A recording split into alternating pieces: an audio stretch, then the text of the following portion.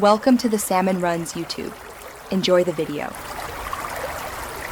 You begin by picking the right interface and immediately setting a capture filter so you collect only relevant packets.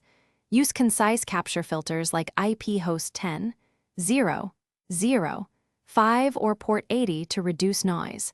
Once the interface is live, make sure to set file limits or a ring buffer to avoid huge files. Start capturing and watch packet counts increase. This is where you gather the raw data you will later search and refine with display filters and protocol decodes.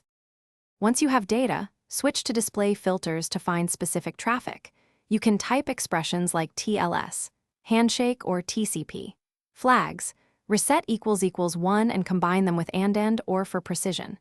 Make sure to use field names from the packet details pane. They are exact and avoid guesswork.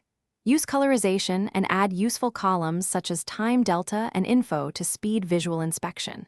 As you refine filters, remember to clear capture filters if you need broader context and repeat capture when. To conclude, use find Ctrl+F to jump to frames, packet bytes, or filtered view matches. This gets you directly to instances of interest. Follow TCP stream for reassembled sessions and export objects or packet bytes when you need files for external analysis.